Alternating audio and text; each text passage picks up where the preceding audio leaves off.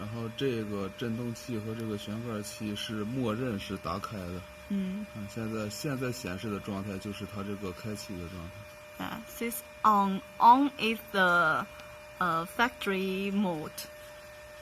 这个液位控制现在是关闭的，需要生产之前把它手动打开。Level gauge is off. When it starts working, you need open this one. 然后会发出报警。It will give alarm.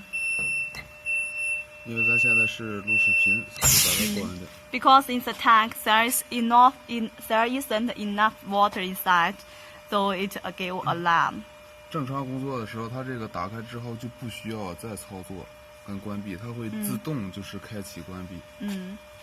This level gauge, no need work again, no need operate again, because it will control itself. 然后打开注料。Feeding, open feeding. 那边执行松荡。The purchase frame will give purchase.